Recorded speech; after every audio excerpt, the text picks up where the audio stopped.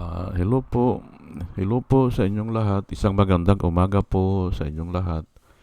Ngayon po ay 10 ng Hunyo, ah, 2025. Ah, at ang oras po ngayon dito sa Los Angeles, California ay alas 6:38 ng umaga. Araw po ngayon ng Martes at nais ko po mag-vlog mga kababayan, mga minamahal, patungkol dito sa, aywan ko ba bakit walang tumatalakay nito.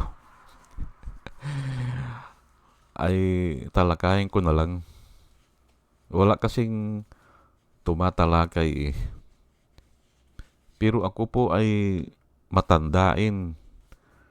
Kahit na isang bisis ko lang narinig yung boses mo, tanda ko na yan. O isang bisis ko lang narinig yung sinabi mo, natatandaan ko po yan. Basta maganda yung sinabi mo. Opo. Pero pag walang meaning, ay wala. Hindi ko naman tinatandaan eh.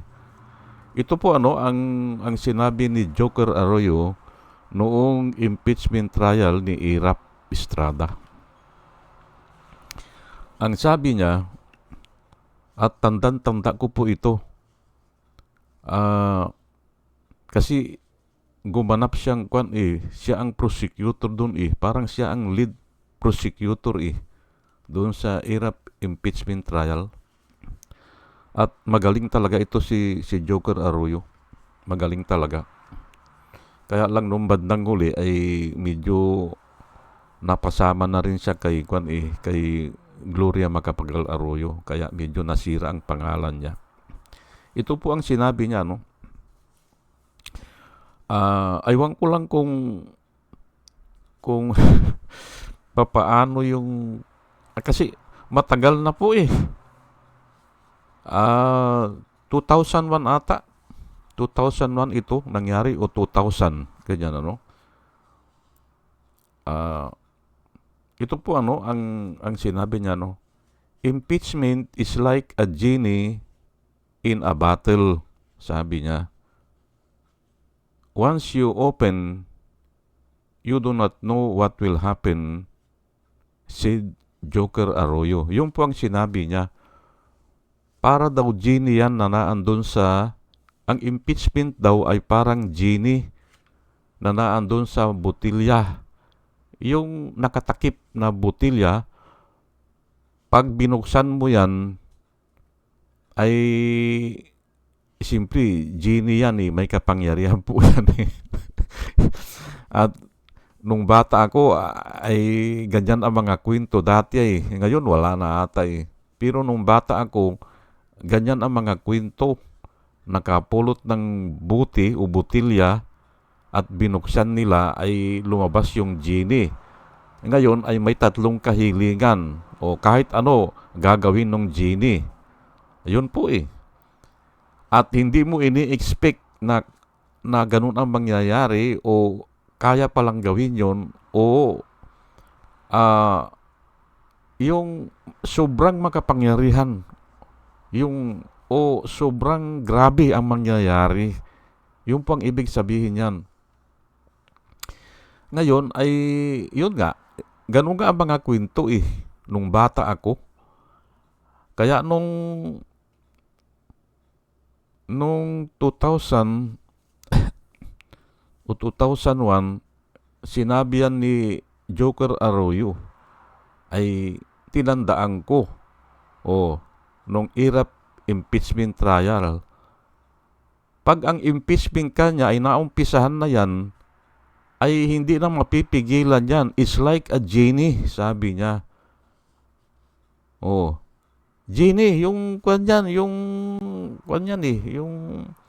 makapangyarihan yan na ay siguro espiritu lang yan na nakulong siya doon o ikinulong siya o isinumpa siya doon sa botilya.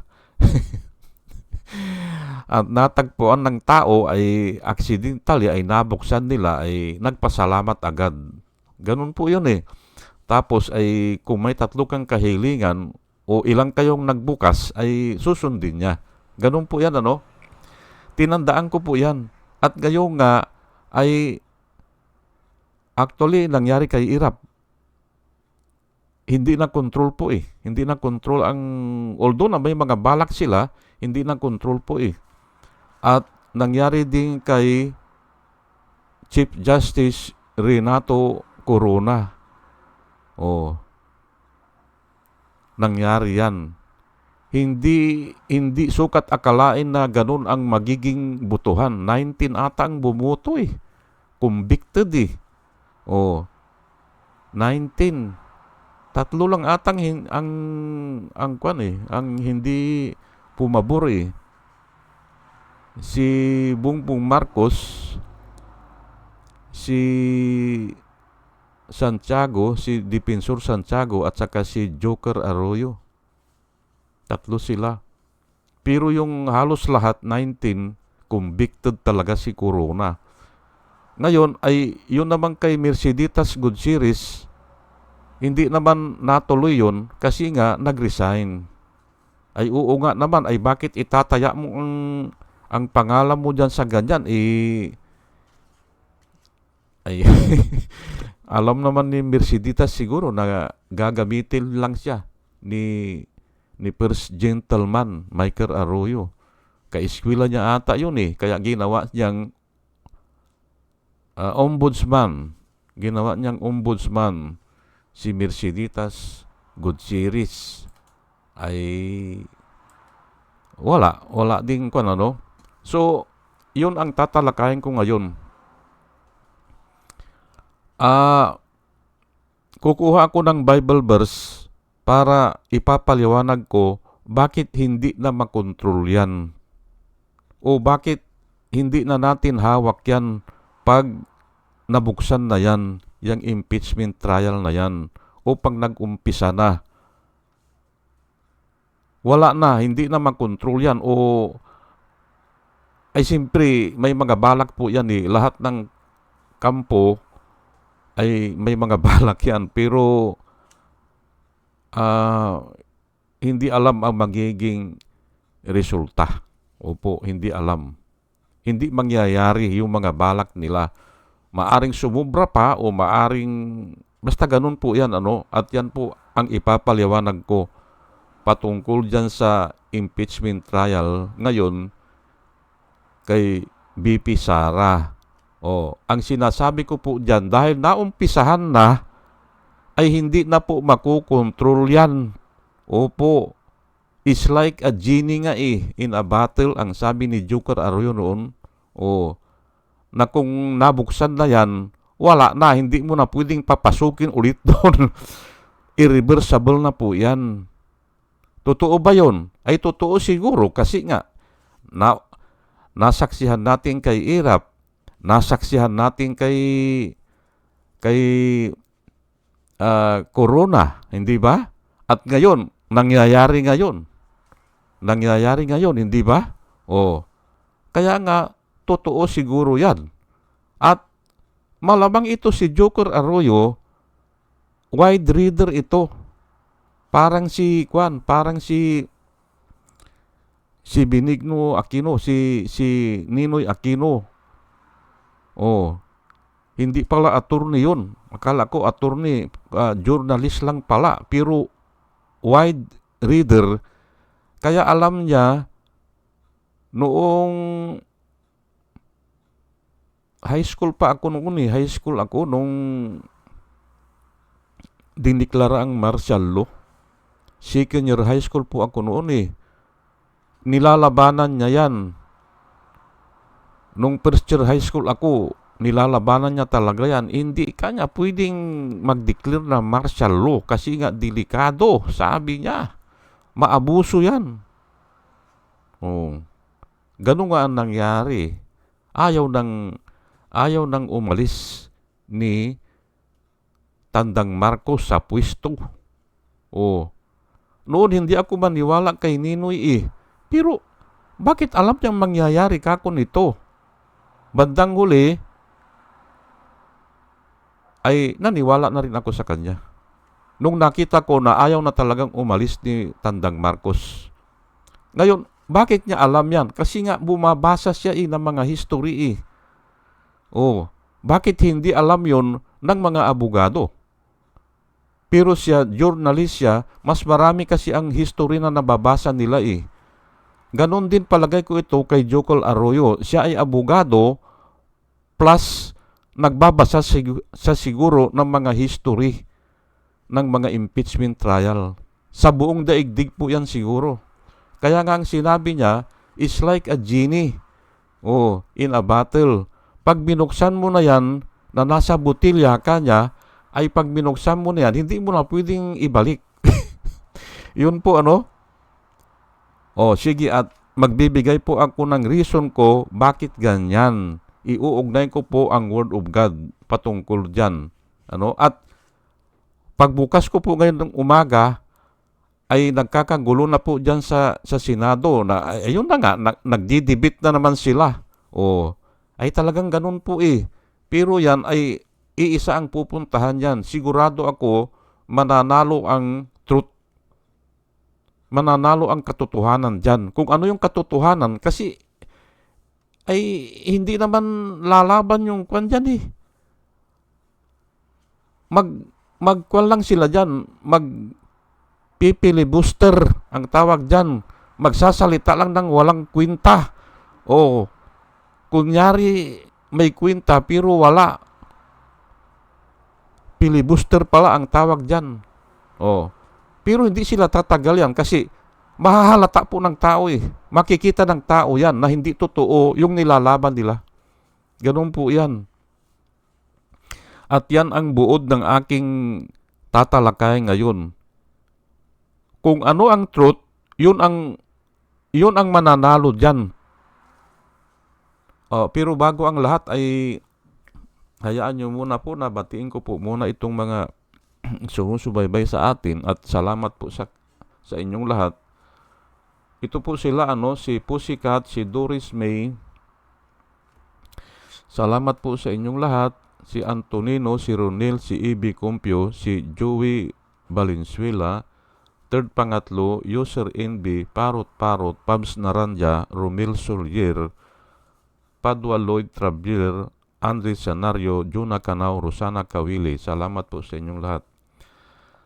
Ber Orozco, Ernie Calyago, Christine Joranas, Digna Umali, Julie Antan, Josila Birniabot, Andy Gimpaw, Yoser GH, RC Guillermo, Joseph Angelo, Mayra Medina, Rafael Aquilato, Mayit Hensio, Dio Yanong, Bilya Lagueño, Mr. Yang Toy, Emilita Roa, Monica Dongsao, Richard Jamura, User KK, User XQ, Nelson Nokop, Salvacion Akisar, Sinaida San Andres, Joey Chavez, Ramon Junior Rojas, Hael Villarreal, Rose Jack Normi, Arnel Araujo,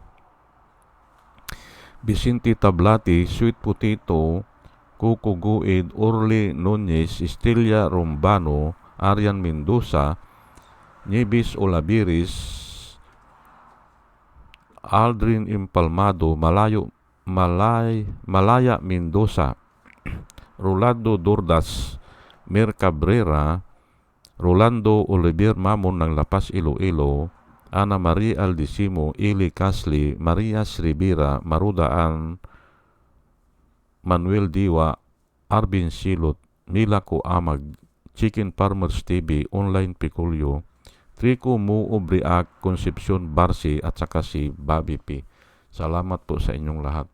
At ito naman po ang mga vloggers na nire-recommend na ko po sa inyo na ating panoorin. Ito pong sila, si Michael Lapasibli Bulletin, Attorney Inso Recto, Bunyog Pagkakaisa, Vlogcaster Armandin, Engineer Tuto Kausing, Aling Marie, Mr. Sa Totoo Lang To, Christian Isgira, PMTGR Vloggers, The Action Man, Ruja Pantors, Divina Apostol, CG Pichay, Kapihan ni Artat Ago, Dimjus Journey, Kakampink, Ang Batas with Attorney Claire Castro, Kawaldi Carbonil, Attorney Silo Magno, at saka si Kristan. Ugaliin po natin na makinig sa kanila at marami po tayong matututunan sa kanila at nakikita ko po na sila ay nagbablog para po sa ikabubuti ng bayan.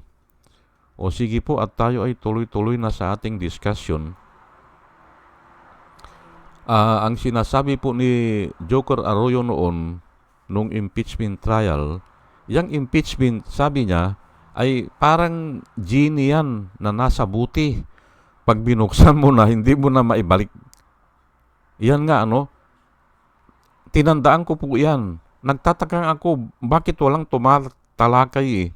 Ngayon ay tatalakayin ko po at inom lang muna ako ng tubig.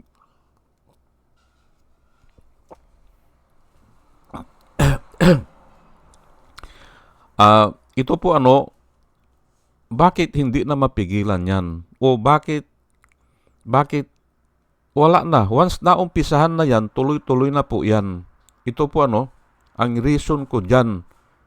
Kumuha ako po sa Biblia, marami pero pinili ko lang yung mahalaga o yung parang umuugnay. Bakit ang tao ay hinahanap ang truth? Yun i-type mo yan sa Biblia, ang daming verse niyan. Bakit ang tao ay talagang handang mamatay sa truth? Yan po, i-type mo yan, lalabas mo ang mga Bible verse. Bakit ang tao hindi takot kung ipinaglalaban niya ang truth? Ayan, i-type mo yan, lalabas din ang mga ganitong verse. Ngayon, ito John 14, verse 6, Jesus said to him, I am the way, the truth, and the life. No one comes to the Father except through me. Yun po ang sabi niya. Si Jesus Christ ay truth. Sinabi niya, So, ay kung ikaw ay naghahanap ng truth, ay parang hinahanap mo na rin si Kristo. Hindi ba? Kasi siya ang truth I am the way, the truth, and the life. No one comes to the Father except through me. Ito yung tinanong siya kung saan ang way. Tinatanong siya paano kami makakapunta sa langit? Ay yun ang sinabi niya, I am the way, the truth, and the life. No one comes to the Father except through me. Ayan po John 8:32. And you shall know the truth, and the truth shall make you free or set you free. Yung po nakasulat dyan sa 8:32. Pero para mas maintindihan po natin, kasi itong verse na ito ay nagagamit po ito ng kahit ano Ang una po dyan ay, if you are really my disciples, you will obey my words, sabi niya ata, o you will remain in me, sabi niya, o you will follow my command. Parang ganun, if you are really my disciples, sabi niya, you will follow me. Parang ganun. O you will abide in me, or you will remain in me. And you shall know the truth. Yun po and you shall know the truth, and the truth shall set you free. Yun po Pero kahit na alisin mo yung 31 kasi yun yung if you are really my disciples, sabi niya, you will follow me, or you will obey my words, and you shall know the truth, and the truth shall set you free. Kahit natanggalin mo po yung una, yung 31, ay itong 32, pwede po ito Basta truth talaga. At least, ang tao nakakaalis doon sa pagkaalipin sa kasalanan. Yun po ang ibig niyang sabihin dyan. Nakakaalis. Pag ikaw ay nananahan sa truth, o talagang truth yung pinaglalaban mo. Kahit kaunti, nakakaalis ka dun sa slavery ng sin. Kaya nga, yan ang sinabi niya, and the truth shall set you free. Ayan po. Kaya nga ang tao ay kahit na mahirap, mayaman, matanda, bata, naghahanap ng truth. Kaya hindi po mapipigilan ito eh. Yang impeachment na yan, hindi na eh. Dahil nga dito sa mga verse na ito, the truth shall set you free. Oh. Pag nalaman mo yung truth, kahit na ano pa yan, kahit na bahagya lang yan, basta truth. Yan po, hindi ba? Kaya nga, yung sabi ni Joker Arroyo na parang genie yan na pinalabas mo dun sa butilya, binuksan mo yung butilya, pag lumabas yan, hindi mo na pwedeng ipasok yan. Yun ang sabi niya. John 17 verse 3. And this is eternal life. They may know you, the only true God, and Jesus Christ, whom you have sent. Ngayon ay, pag malapit ka sa truth, o kung kilala, ay si Jesus Christ nga ang truth, sabi niya eh. Kung hinahanap mo ang truth, o ganito yan po eh, hindi naman natin kilala ang ang Diyos eh, na lumalang ng langit at lupa. Hindi natin kilala po. Ang nakasalamuha po ng tao, nakasama ng tao ay si Jesus Christ. Pero, nirepresent niya yung Diyos. Jesus Christ is the express image of the invisible God. Oh, hindi ba? He is the express image of the invisible God. Ngayon, kung ang nakasulat dito ay you may know and that may know you, and this is eternal life. Ano ito kanyang ang eternal life eh, that they may know you. Sino yun? Yung Diyos Ama. Lagyan na natin ng Ama kasi nga ay si Jesus Christ ay Diyos ang makyan eh. Oh. Pero kung ayaw nyo naman, ay pwede mong sabihin na yung Diyos na gumawa ng langit at lupa, pero kasama siya doon. Kasi nasa sinapupunan siya eh. Naandun na siya eh. Oh. Kasama na siya doon. Pag tinalakay mo yung Diyos na lumalang ng langit at lupa, kasama na po si Jesus Christ doon. Ngayon, kung gusto mong ihiwalay si Jesus Christ, ang tawag mo sa Kanya ay anak. Ngayon, tawag mo naman doon sa yung isa ay kuwan naman yon, Diyos Ama. O, ganun po yan. Maliwanag po ang pagkaunawa ko dyan. Diyan sa kuwan. At ako ay mayroon akong gumawa ako ng parang pamphlet patungkol dyan. Ano bang ibig sabihin ng Diyos? Ano bang ibig sabihin ng Diyos Ama? Bakit kung minsan iba ang tawag ni Jesus Christ, ay pinag-aralan ko po yan.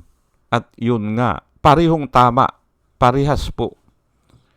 Pero mas marami sa Biblia, mas marami na tinawag niya na Ama kaysa tinawag niya na Diyos. Opo. Mas marami po na ang tawag niya ay Ama. My Father. Example lang po My God, why have you forsaken me? Hindi ba? Ginamit niya yung salitang God. Nanlulukog ba siya? Ay hindi po. Oh. Pero nung gabi, bago siya ipakok, sinabihan niya po ang mga disipulo,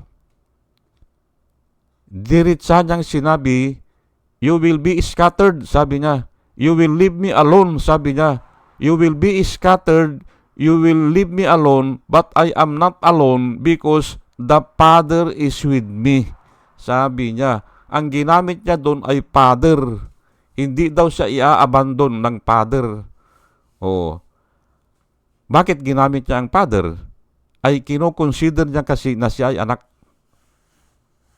Pero doon sa krus ng Kalbaryo, hinula na yan ni Isaiah, he will be counted as a transgressor. Oh, siya ay itinuring na isang transgressor. Kaya nga ay ang turing naman niya talaga sa sarili niya ay ordinaryong tao siya na pinarusahan ng mga Romano, ipinako. Kaya ang sabi niya, my God, why have you forsaken me? Oh, ganun po yan. Hindi po siya nanluloko. Hindi, ay talagang ganun po talaga eh. Pero nalalayo po tayo gusto ko lang ipaliwanag, and this is eternal life, that they may know you, para makilala mo yung Ama, sabi niya, o yung Diyos. At ako is Jesus Christ whom He have sent. Ayan po truth pa rin ang hinahanap ng tao para magkaroon ng eternal life. Kaya itong mga senador na ito na gusto nilang itago ang truth, ay hindi po sila uubra dyan. Matatalo sila dyan. Ephesians 6:14, stand firm therefore, having belted your waist with truth, and having put on the breastplate of righteousness. Sinabi ni Paul yan sa mga Ephesians. Stand firm, sabi niya, tumayo kayo maigi ng matatag, hindi ba? Tumayo kayo ng matatag at gawin yung belt ang truth. Itali nyo ang truth sa inyong baywang bayan o balakang. At ilagay nyo yung righteousness as breastplate.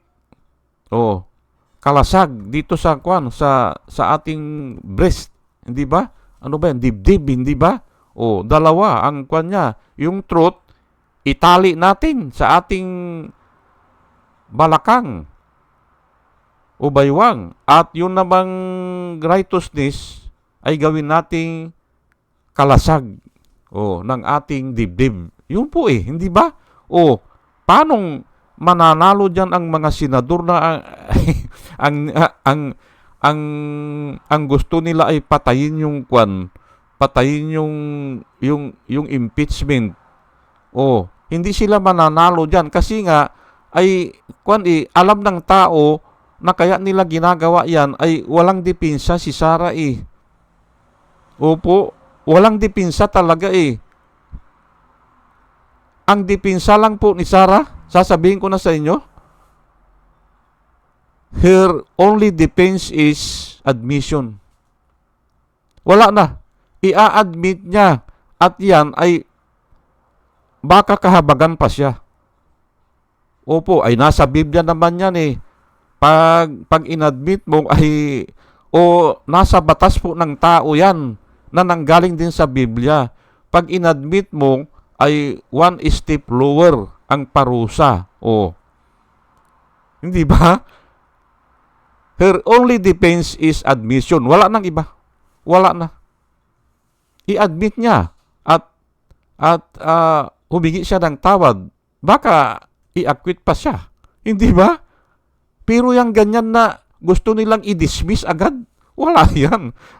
Hindi uubra yan. Lalaban po ang mga tao dyan. At ito nga ang kuwang ko ang mga verse ko ang tao hinahanap ang truth. Kasi yun ang eternal life Ang tao hinahanap ang truth kasi nga ay yun lang ang makakapagpalaya sa slavery ng sin. 2 Corinthians 13 verse 8, for we can do nothing against the truth. Ayan po, nakasulat po yan. We can do nothing against the truth, but for the truth. Ayan po, sinabihan po ni Paul ang mga Corinthian na wala tayong laban dyan sa truth. Wala tayong magagawa dyan para labanan ang truth.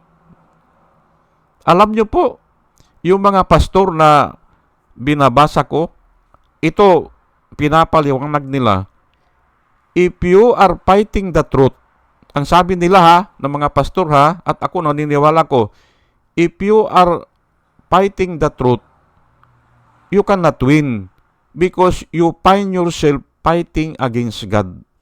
Ayan po ang sinasabi nila, you will find yourself fighting against God. Kasi nga si Jesus Christ ang truth eh. Ay kung totoo ba na nagnakaw yun si Sarah? Ay naku, overwhelming po ang mga ebidensya. At ito nga, inuulit ko, walang defense. Wala eh. Walang maidepensa. Wala siyang defense talaga except ano ba yun? Sinabi ko? Yung plea guilty. Guilty na ako. Ito. Ibabalik ko na. Kaya ay, kung ano man yan. Humingi siya ng tawad. Baka pwede pa. Yun ang the only defense, hindi ba?